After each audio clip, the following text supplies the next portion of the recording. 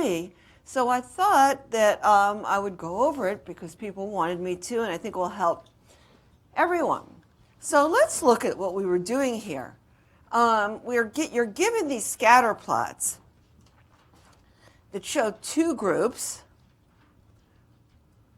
distributed in different ways, 4 different ways. The group A data in red and the group B data are marked in blue. And what you're shown are the regression lines for each group and also the overall simple regression. Now, this graph, so what are these separate regressions? This is if you split the graph in two, split this and put the red group in one graph and then do a separate graph for the blue group, these are the regression lines you'd get. But if you put all the points together, the graph doesn't know who's red or blue. It's looking at these points, and it's going to fit an overall regression that basically is going to look like this, which is very different than the two simple regressions. Here's one where it's very much the same. The overall regression is still, the green line is the overall simple regression line for the combined data. That's the green line. And in some of the graphs below, it's misleading. If you're trying to look at causation, it's misleading because it doesn't take into account the confounding influence of group membership. For example, look for both the blue group and the red group, there's a positive correlation between X and Y. But combined, there's a negative correlation, the opposite. So it would be an example of Simpson's paradox, for example. Okay, so your job here was to do what? Your job is to find the overall multiple regression equation.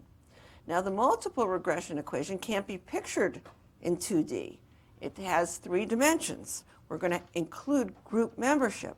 So we could have an x-axis and a y-axis, but we'd have to have, at right angles, a z-axis. So we can write the equation for it, but we're not going to picture it here. And your job was to introduce another variable, g, for group membership, coded 0 for the red group and 1 for the blue group, and then write a multiple regression equation that does the same thing as 2 separate. As these that captures the same, that gives you the same results as these 2 lines. Okay, so here's our regression lines, the simple ones, and notice it doesn't have anything. They don't include any variable g. But we want to include a variable g, a 0, 1 variable that's coded for group A, it's 0, and for group B, it's 1. So how can we do this? All right, so think of it this way. When for group A, it's a variable that varies. If you're in group A, your value for g is 0, and if you're in group B, your value for g is 1. So for group A, this g doesn't matter at all. No matter what you put in here, this 0 times anything 0. So it's as if this equation right here, we can just match it to group A.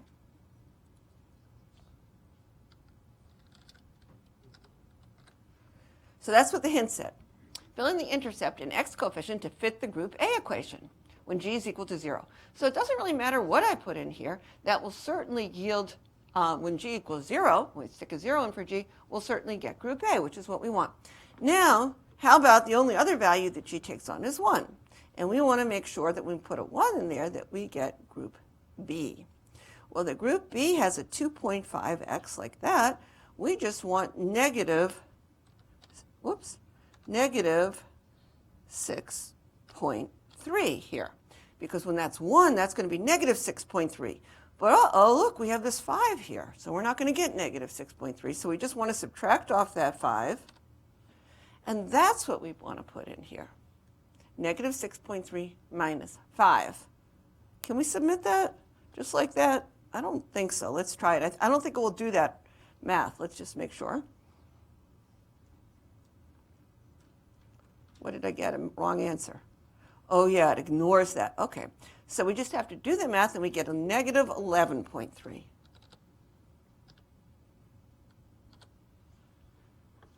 And let's make sure that's it. Yeah. And that gives us the answer. Does that make sense to people? No, it does not. Why don't we try another one? All right. So you start with group A, okay, because why? Group A doesn't even, it's as if this thing doesn't even matter. If you're in group A, you are coded as 0, okay, for G. So you plug a 0 in for there, and that disappears. So we don't even have to think about that. So we're trying to do a multiple regression equation, multiple meaning there's 2 variables, x and g in there, that will yield these 2 simple ones, these 2 group ones. All right, so just start with 5 and 2.5, right? Now look at this. We know that in the group equation, 2.5, we have to have a 2.5. We want a 2.5x for both this and for that, right? 2.5x is good. That's not going to change because we have 2.5. We have the same slope. We just want a different intercept for this one and a different intercept for that one. If you look at this one, the red group, it has an intercept. See here, when x is 0, it has an intercept of 5, right? And this one, when x is 0, has an intercept of 2.9. All right, so we want this. So look, we got this red line when g is 0, which is great. It gives us exactly that equation. Now we want the blue line, so we have to make an adjustment on this intercept. The 2.5 is great, but when we don't want an intercept of 5, we want an intercept of what? 2.2, correct? Don't we want y to equal 2.2 plus 2.5x? So that means we have to subtract off a 5. We don't want that 5 there. And add, so we get rid of that 5, and now add, what do I want to add?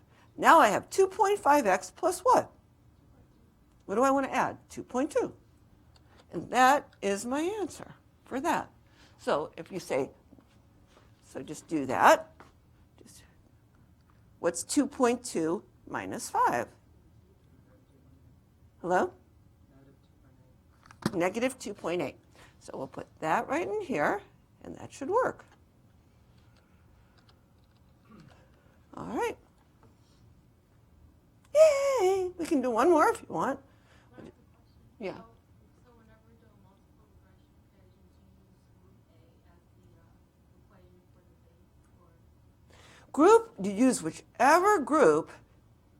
That's a good question. How do you know which group to use? Whichever group you've assigned as your g value equals 0, right? That's what you should start with. If I assign group B as 0, then I wouldn't have done this. I would have done negative 3.5 in there. Does that make sense? Yeah. I have another question. So it seems like for this equation, we were just trying to use that formula to switch from group A to group B. Exactly. So what about the green line? We just don't look at the green regression line? The green line is the reason you might want to do this. Very good question. So where's the green line coming in? The green line is the reason you might want to, because otherwise, without doing this, you don't see this line. You don't see this line. You're just going to see an overall regression that doesn't even make sense. So you might want to include group membership to give yourself a better prediction. So there's 2 ways to do that. One by stratification, but that's going to get cumbersome, dividing things up. Or one by modeling, which is including another independent variable. And we're trying to show you how including another predictor variable, in this case that factors in group membership, is equivalent to stratifying. So you can put it in one model. Does that make sense? That's all we're doing here. All right, now, I have another question. sure. So for that model, basically you would plug in 1 or 0 into the model to get different results. This is just, G is a 0, 1 variable only because we have 2 groups. Let's say we had more groups. Well, then we'd have to code, we'd have to add some more variables for that. It would be more difficult if we had more groups. But let's say we had a continuous variable. It wasn't just your group. Let's say it was another continuous variable. Like we have homework and exams predicting final. Then each variable would take on quantitative, would take on a lot of numbers. The only reason it's taking on 0, 1 is just because we have a categorical variable that's just 2 categories. So we can code it as a 0, 1 without giving it any quantitative meaning you're either in red group or you're not in red group. You either are a male or you're not a male, you're a female. That's all we're saying. And it's arbitrary which group we assign a 1 to. I think we're going to do some more examples like this when we look at something called interactions. Like in all these examples, notice the slope is the same. It's just the intercept that we're adjusting. So we're adding a g and we're adjusting the intercept. But what if we want to adjust the slopes too? What if there's different slopes? That's what we're going to look at today in chapter 13. So why don't we start that, and then we'll go back and we'll do something very similar to this, but we're going to add something called an interaction term. So let's go to our document camera. And, or I can just, since we're here, I can just remind you of what we're doing. So let's look at our data. What we were doing in the last chapter, while we introduced a binary variable, was we were looking at these data sets where we saw some confounding. So let's look. We were looking at this data set, if you recall, and we were saying, okay, we did this scatter plot where we were saying, all right, what happens when we predict does the size of your foot predict how many shoes you have?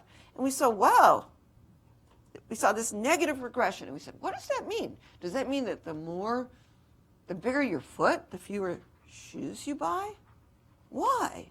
And then we saw, well, maybe what's going on is that females are up here with more shoes and smaller feet, and men are down here with less shoes and bigger feet. And sure enough, when we split, we saw that regression went away.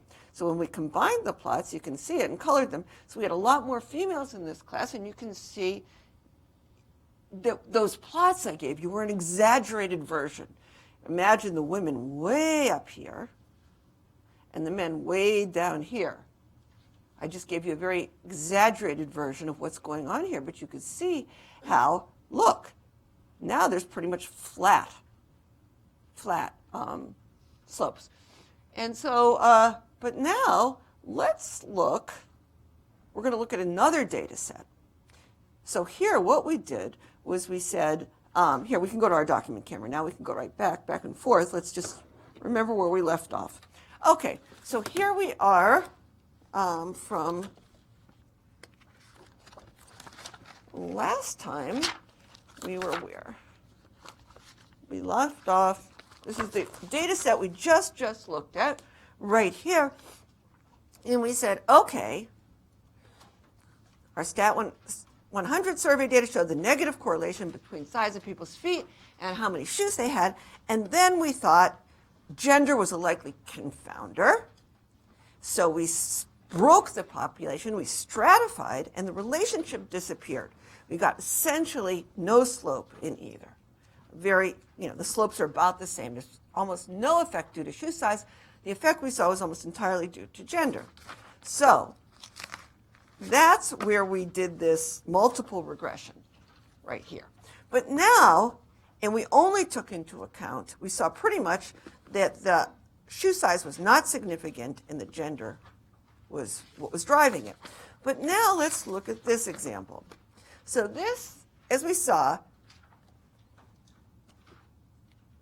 what multiple regression does, let me just go back here, it did give this tiny little slope here that wasn't significant, this tiny little slope here, but it gives the same slope, right? Because think about it, we're just adding a gender term. If we want to put gender and we want to put these two variables in the same equation, that means whether you're a male or a female, the slope for shoe size can't change. How can it? This can only change the intercept. When you put a 0 in here, the intercept becomes that. When you put a 1 in here, you just add those two together and it becomes that. But the slope can't change. But what if you want the slope to change? What if the size of somebody's foot has a different effect on males than it does on females? Then we have to include another term called an interaction term, which is a multiplicative effect. It's going to be gender times shoe size, so that when we multiply gender will either be 0 or 1, and so we'll be able to either keep shoe size the same or else add something to shoe size. All right, so let's look. So here's an example where we want to do that with the same data from a different semester. So let's look at this.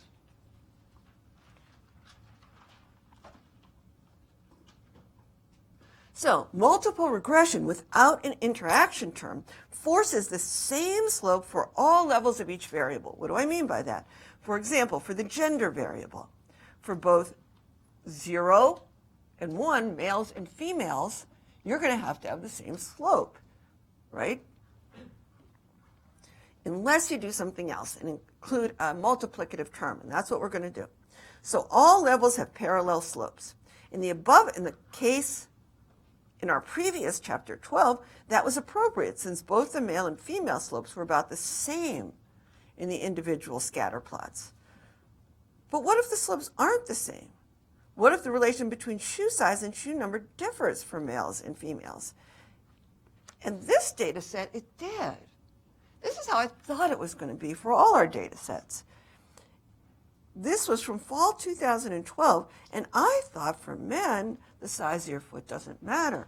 But I thought for women, at least in my generation of women, big feet were considered ugly. And you didn't want to draw attention to them, so I never bought a lot of shoes. I've got big feet, and so I just had, I didn't want to have a lot of different colors, for example, or anything. I didn't want to draw attention to that part of my body. So I thought it would be, I call it the Cinderella effect. If you have these tiny little size 5 shoes, you're going to want to put your feet up on the coffee table and dangle them around and just, capture the prince, the Cinderella effect. Now that's fading in this generation. They don't care. But I saw it here, so I'm using it as an example. So notice how the slopes are different for males and females. It appears that foot size has no effect on the number of shoes males have, but it does have a small negative effect on the number of shoes women have. All right. It's small but significant. Not as big as what we saw in here, because that was confounded, but there's still something left. So now, when the effect of one predictor variable, in this case shoe size, on y, on your response variable, shoe number, differs depending on the value of another x variable, we say there's an interaction effect. So we add an interaction term to the multiple regression model that allows for non-parallel slopes. Remember, our goal is to create a model, rather than keep stratifying, to create a model that captures the truth here. We want to capture everything we would get by stratifying. So we want to get these equations with one model. That's our goal here. So how can we do that? So we can add this interaction effect, and let's see how it works. So here you're predicting the number of pairs of shoes from, these should all have little hats on them, from, this is just your intercept. And right here, the beta 1, x1, well, x1 is whether you're male or female. So that's going to be 0 or 1 in there. x2 is the size of your foot. And then this is gender times size. So x1 is size or gender? Just multiplying the two predictor variables together. So this one's gender times size. You know what I should do? You know why I think you had such a hard time, now that I'm realizing it? Is because, see, I'm realizing I should just change this lecture right here. I'm going to do the same thing that you didn't understand last time. No, we shouldn't do that. I'm saying I'm giving you this multiple regression equation that we got, and then all I'm asking you to do is plug in a 0 and a 1. Why don't I go the other direction? You'll understand it a lot better. Okay, so pretend we didn't have this multiple regression, okay? And we're going to get it from our two simples from these. So we're going to go in that direction, which is the direction of your homework, and that's why you're having problems. And I think you're going to understand it better if I go work the same way the homework was. And I think plus it's probably pedagogically more intuitive. Okay, so we'll get to this later. But instead of taking the multiple regression and simplifying it for males and females, let's start with the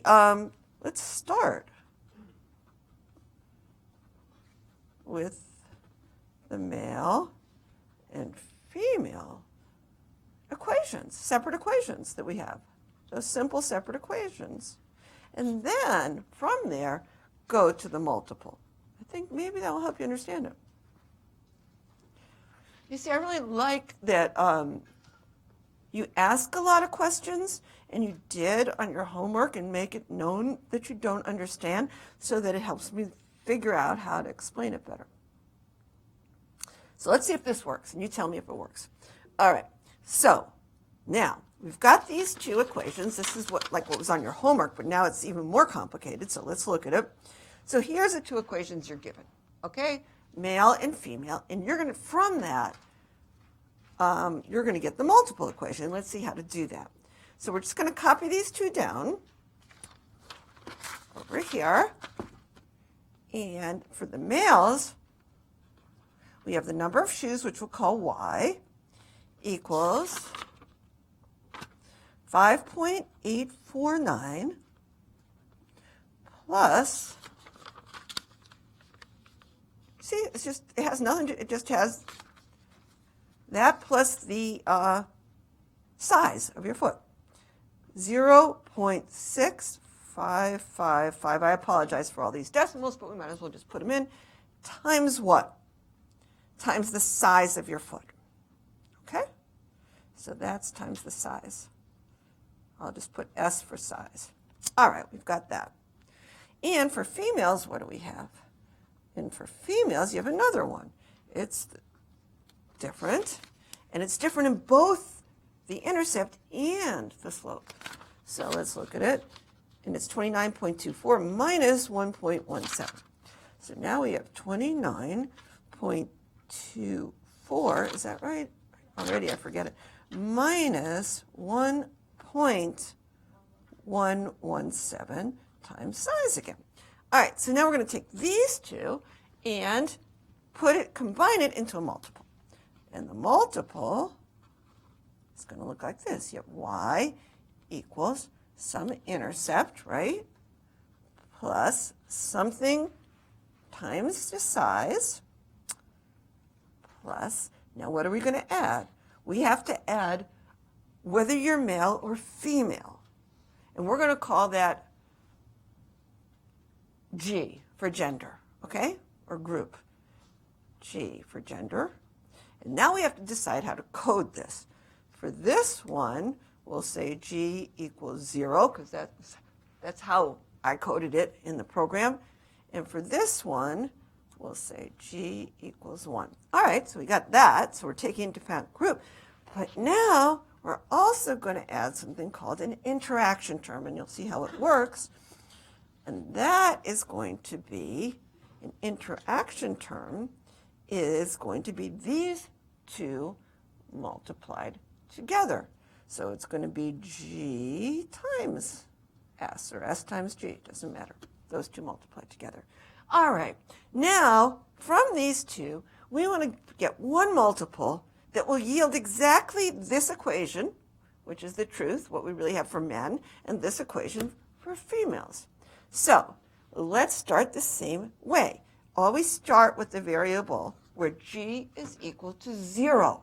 Now, when g is equal to 0, will this disappear? It doesn't matter what I put in here. You're not going to see that because 0 times anything will make that disappear.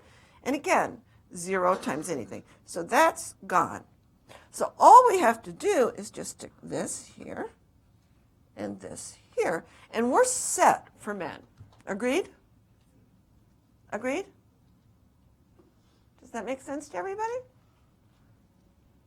Because it doesn't matter what I put here, because when it's a male, I'm going to have g equals 0 here and g equals 0 here. So those are going to disappear.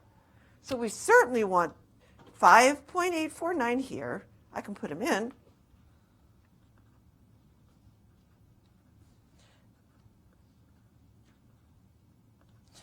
Okay, now our equation now is right for men.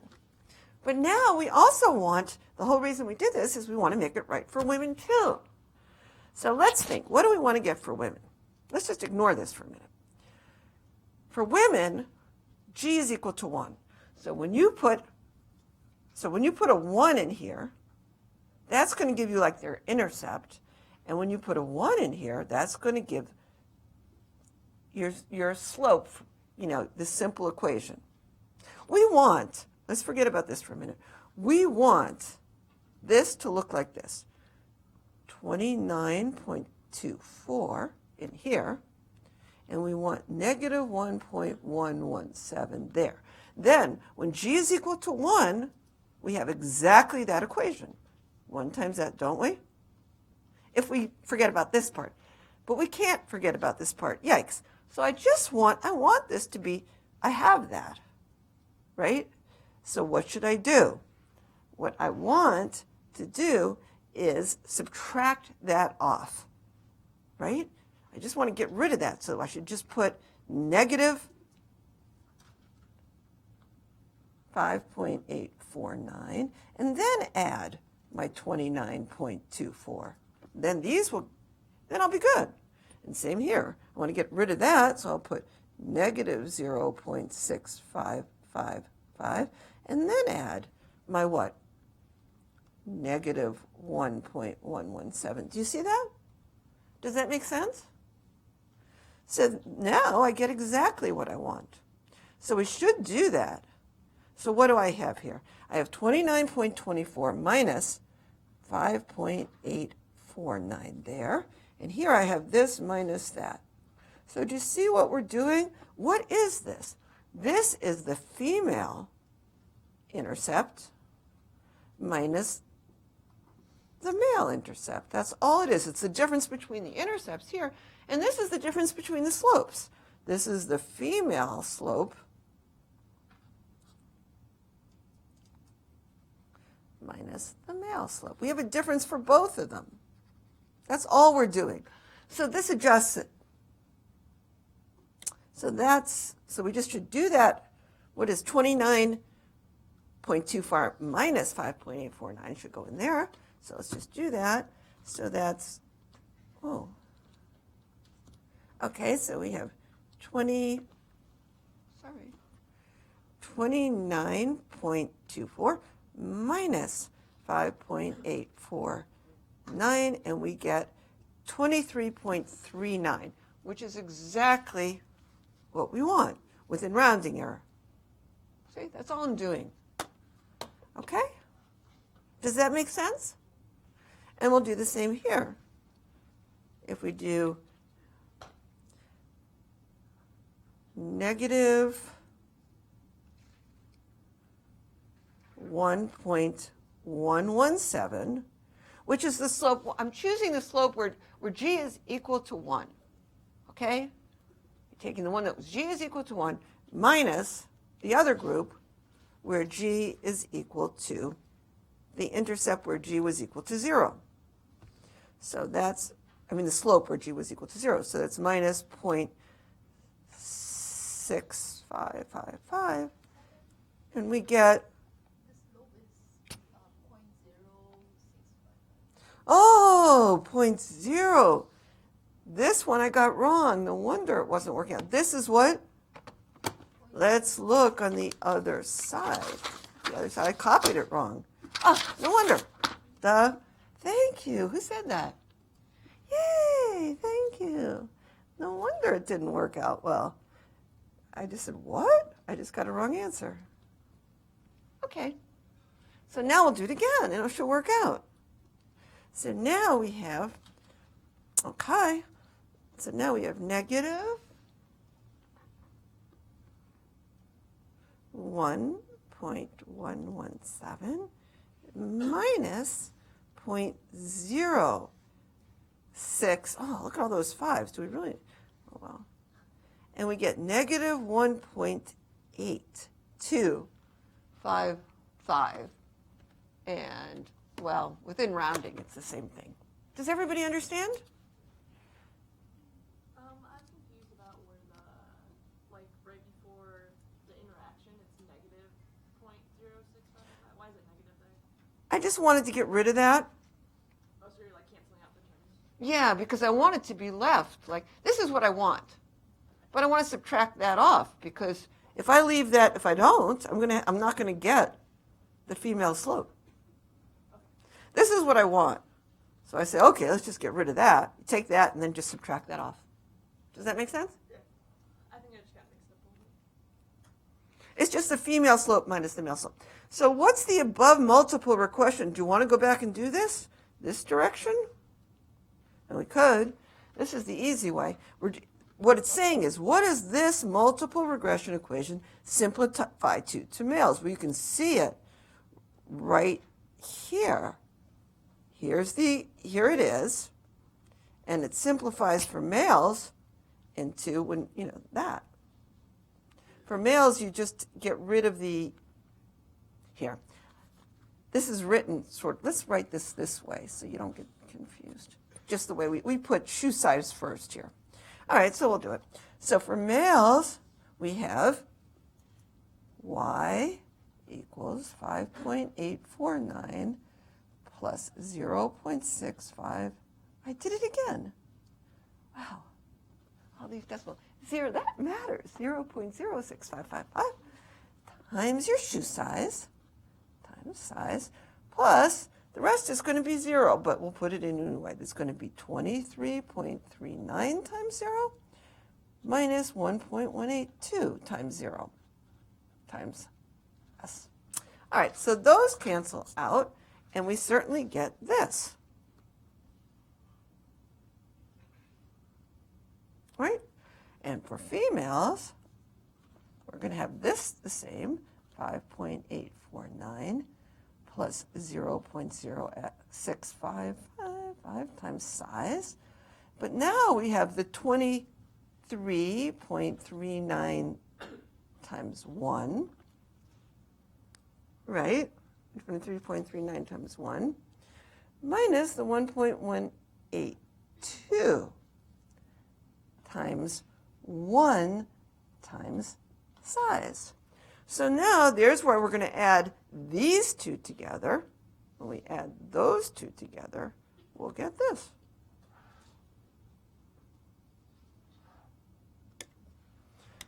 We can. And when we add these two together, we get the 29. All right, we can do that. You see, I mean, it's just, okay. So here, these two are just the intercept right here. So that's 29.24. And these two are both coefficients in front of the slope. So we're just going to add those two together, and we get minus 1.117 times s. So these are the same equations you get. These two right here are the same equations you get from stratification. Okay, so this one and this one are the same equations you get. Same equations exactly that you get by stratification. Because we included an interaction term, too. Does that make sense? No, it's these. These two, right here. On previous page.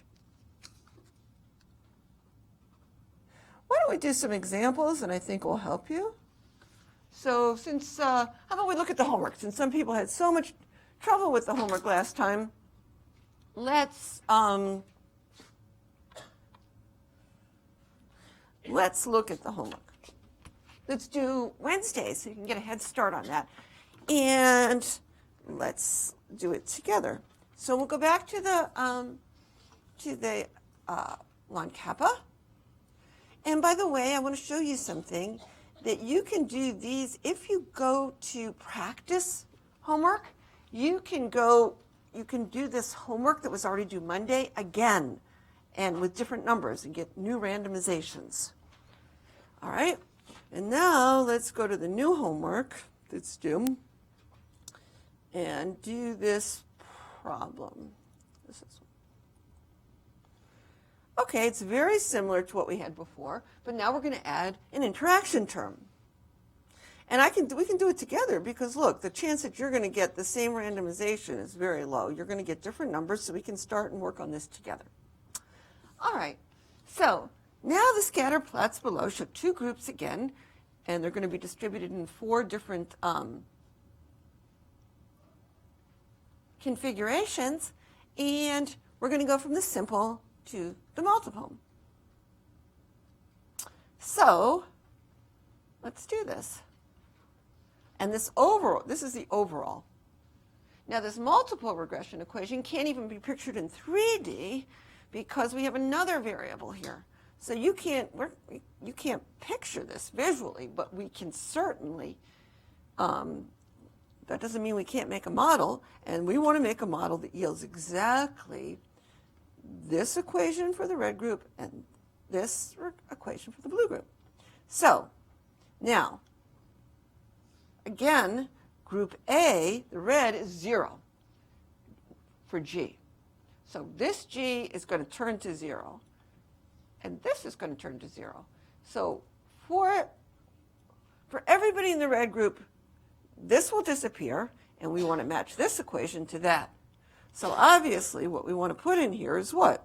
4.6 plus 2.5.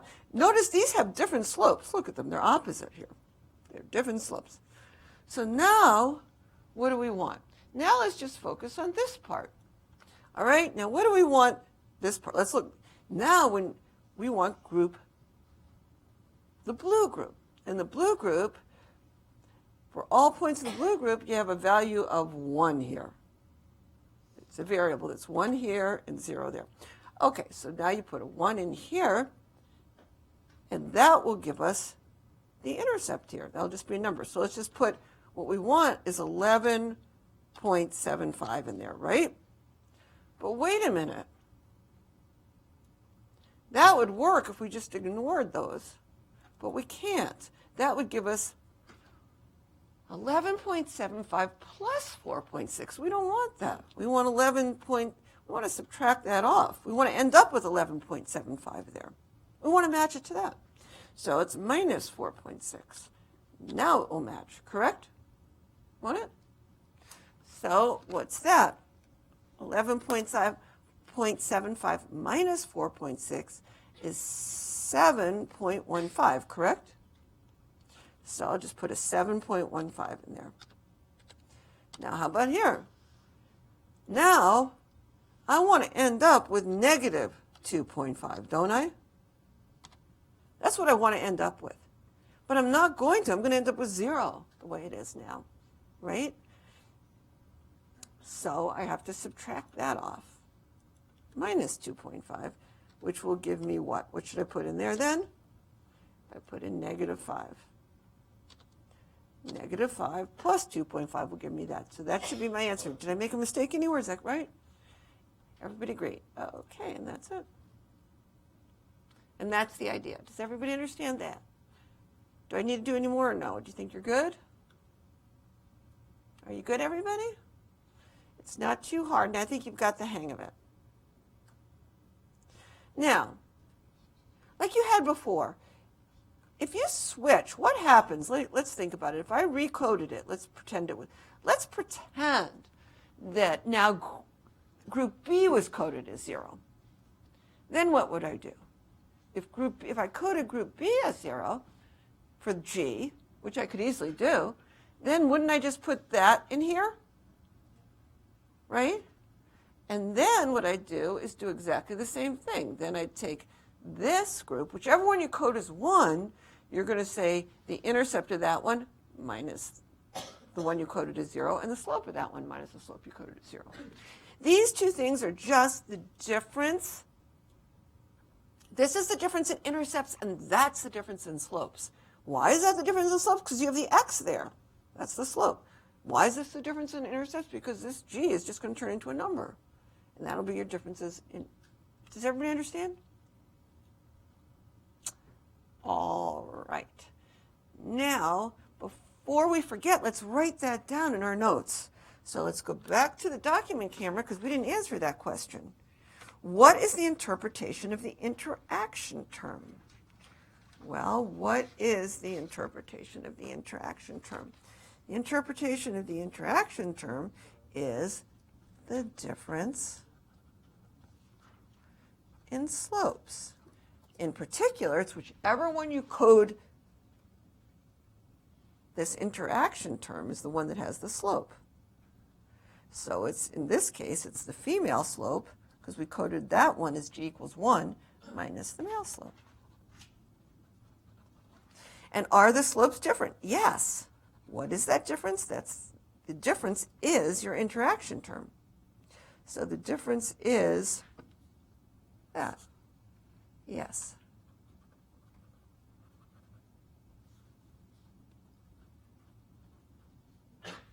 Sorry that's so messy.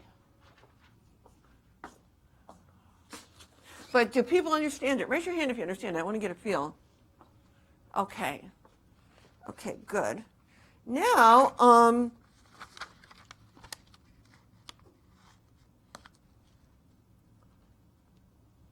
so let me just make sure this looks good. That looks good.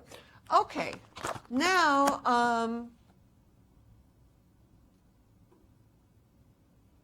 let's look at this other part of the homework because this will help you as we move forward. There was another. Or what should we do now? I'm trying to figure out. It might help you. Let's go back to this, the PC. I can't remember. People they got it right because it was multiple choice. But I think they had some difficulty with it if I remember correctly. So let's look. And that was this next one about confounding. So let's just make sure we understand what's going on here. So we took these same graphs that you had, and these are the same 4, and now we're going to bring in causation. Let's say the plots above depict data from 4 countries, and we're trying to find out if more education, X, causes more income, Y, in these 4 countries. And each plot consists of 2 groups. Let's say males depicted in red and females depicted in blue. Okay, so first let's focus on the relationship between income and education within each group. Which within each group within each group they have the same, look at that, because they have the same slope. They all have the same relationship, right? Don't they all have look, the answers are appearing here. I don't want the answers. Where can I go to get rid of those answers? I guess they're already here. I'm going to go somewhere else so you won't see them.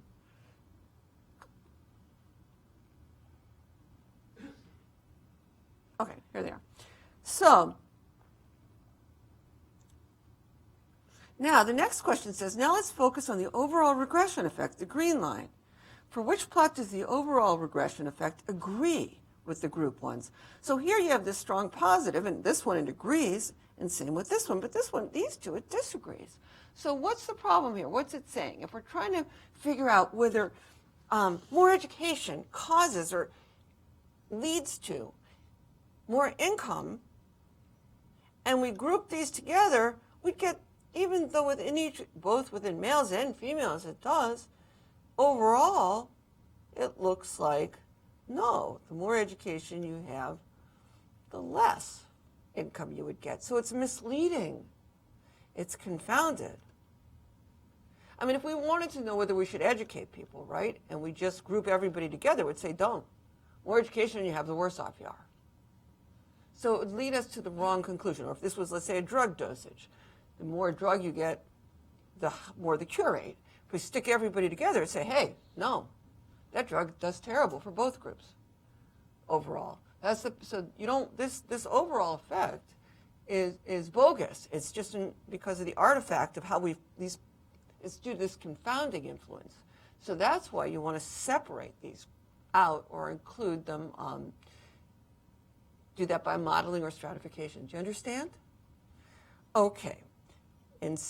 So how would this even work? What's this talking about? So it's a country where, okay, the men are very poorly educated, but they have the money, so they must be in control.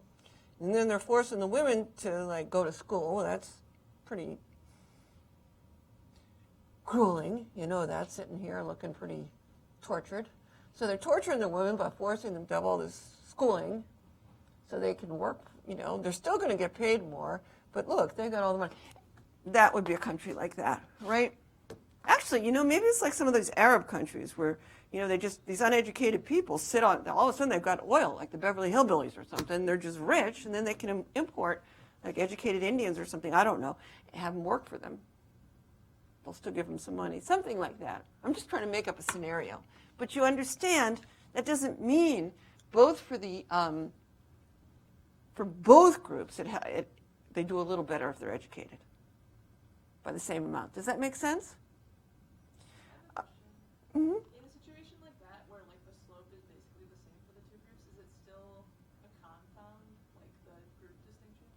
Yes, it's very much a confounder. You're thinking an interaction doesn't necessarily mean a confounder at all. An interaction is separate. A confounder, they could have different slopes and still be confounded, but even with the same slope, they're easily confounded. But that's not an interaction then? No, this is not an interaction. But interaction's where it changes. Interaction would be this, let's say we had this, and let's say we had just a completely flat. Like we're going to educate our women, but we're not even going to pay them anymore. You can just we'll just have them like this. This would be flat. That would be both. An interaction, because they have different slopes, but the effect would be positive for this, flat for this. How can you get negative out of positive and flat? The average of the two would still be positive. Good question. Any other questions? That's what your homework's going to be on. And that's what our next chapter is going to be on. All right. So in this case, what would you have? You just have, okay, men and women are getting educated the same amount. We're just paying them less. That sounds like the U.S. maybe, right? We're not giving them equal pay for equal work. We're saying, okay, yeah, you can have lots of access to education, but we're not going to pay you as much. I mean, of course, it's not like this, but this is an exaggerated version of it. And what would this be? This would be a little better than this situation, where, yeah, you could make as much as a man, but you're going to have to go to school a lot for it. And this would be what? Well, this would be, basically, we have the same relationship here, but for some reason, either their own choice or they're being discriminated against or something, this group, these men, are not getting very much education, so they can't earn very much. But if a woman fell down here, she'd be the same way. Or if a man rose up here, they'd be the same way. Does that make sense? So there's no confounding here, because the overall regression equation is the same as the two individual ones. Same here. But there is confounding for those two. That's what. So that has to be the overall. Which ones is there confounding? 1 and 3, correct?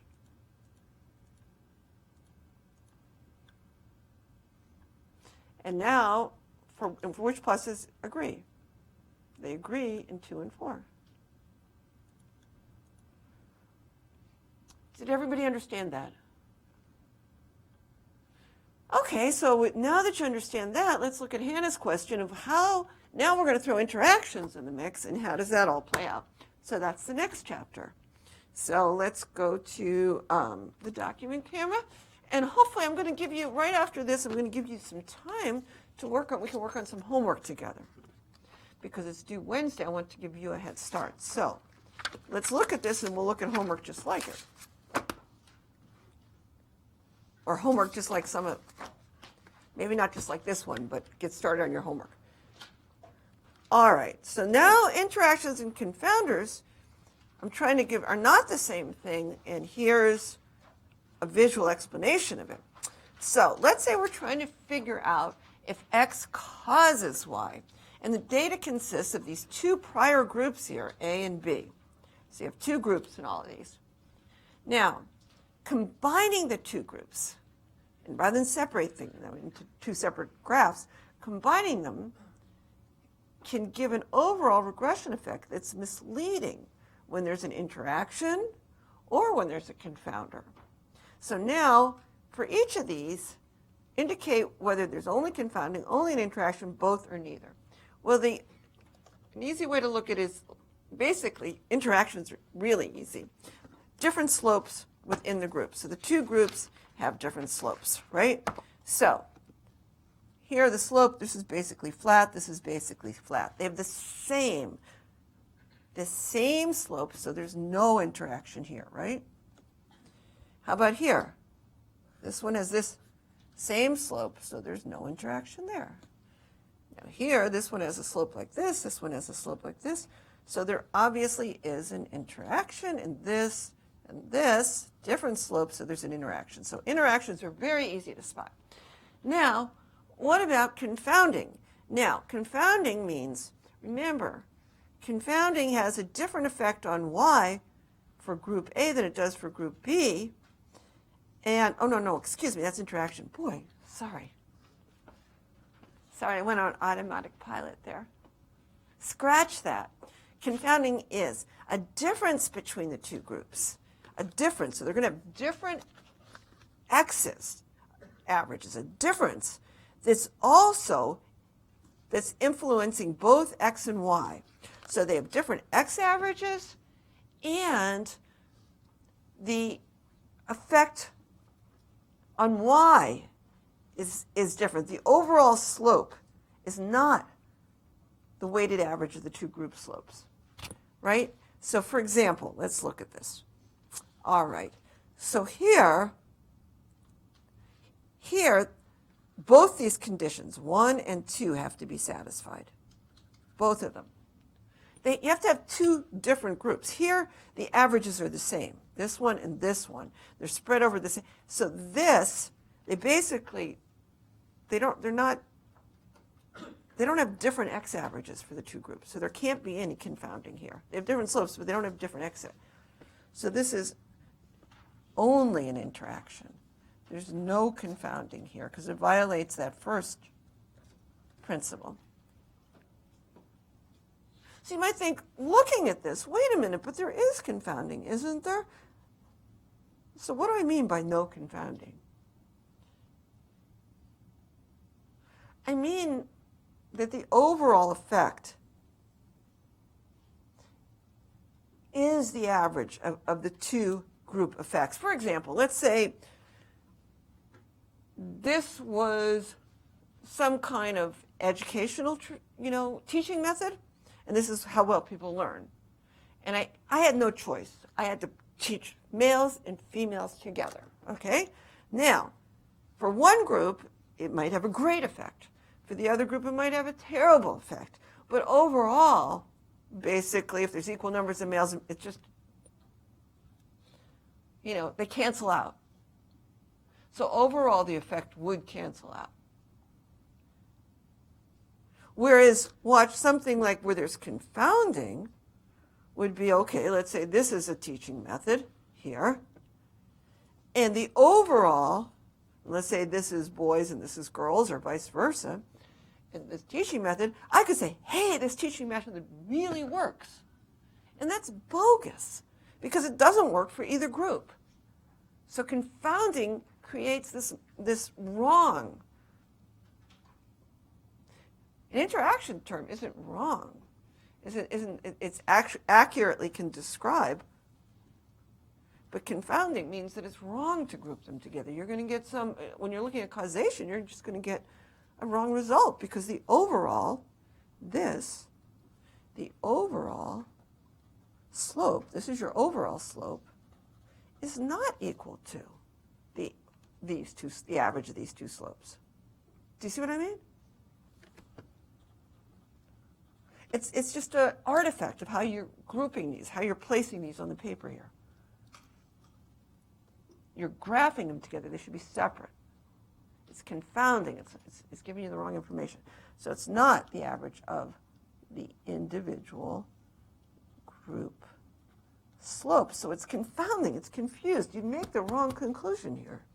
So there is confounding. So it's only confounding here. All right. Now this one, there's no interaction. There's also no confounding. When we do the overall, your overall, it agrees completely. So our overall conclusion would be fine. So there's no confounding. It's neither. So this is neither. This is only confounding. This is only interaction. And this is probably both. Let's see. Now our overall, what do I mean the overall regression? Basically, it would look something like that. And that's, say, this is your overall effect. First of all, there's different X's, there's different groups, but there's also, it would be misleading to say that, oh, this educational method, like more of whatever this teaching, means more achievement. No. It's negative for one group and nothing for another. It's just this group happens to do better anyway. Do you see what I'm saying?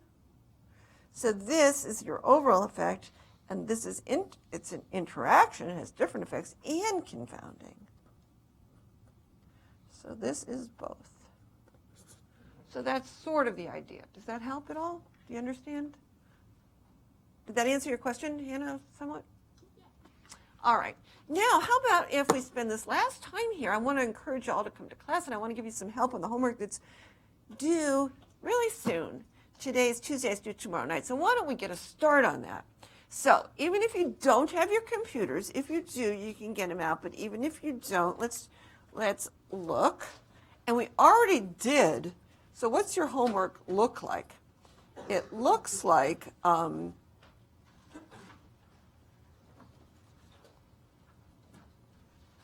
let's see if we go to it. Well, we already looked at this. This is the chapter 13 homework. We already did that, and I think you know how to do that, right? And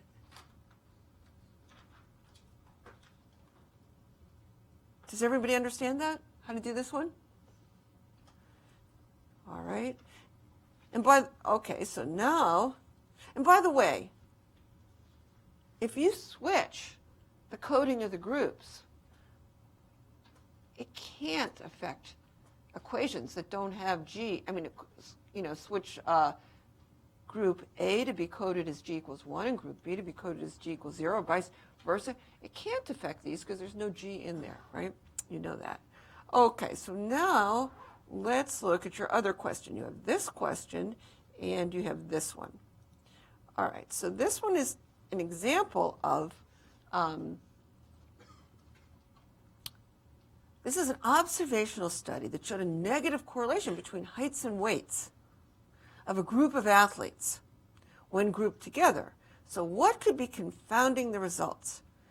So what you're going to have to do is look at this data and split it and read. Okay, so why don't, just so to make sure you can, you haven't done this data program much, so let's open up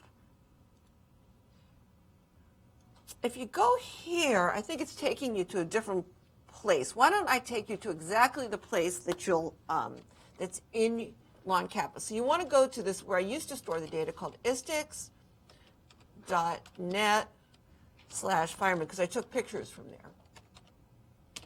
That's what it tells you in Lawn Kappa to go to this site. So let's go to this site and make sure that everything looks good. All right, so you're going to choose a data set called the athlete's heights and weights. So let me just walk you through it and make sure that you understand it. And this, if you want to see what the data looks like, it's these are all NBA players coded as 0 for sport. These are old-time players. I don't know if you even recognize any of the names here. Do you? Do any of these names look familiar to you guys? Do you recognize it? Dennis Rodman, you heard of him, right? Boy, these used to all be very well-known people back in the day, but you don't know very many of them. Okay. Probably Michael Jordan should be in here. Is he? Yeah. So this is his height, 6'6", and that's his weight. Look at this guy, Muggsy Bogues, 5'3", 141 pounds, and he could dunk. You know Muggsy Bogues? Back in the day, yeah. Okay, so that's them. And then we have another group that have, look at their names. What do you think they are? What kind of athletes do you think they are? Do you think they're basketball? What do you think they are? Sumo wrestlers, yeah. They're all Japanese. So look what happens when we go and we look at the scatter plot. So we look at the scatter plot here, and we're going to look at height, predicting weight, and get the regression, and you see you get a slight negative, even though within each group, like if you split, now how are you going to split? You want to choose a split. You can choose a split, and you see you have to choose. You don't want to choose height. You want to choose sport here. All right?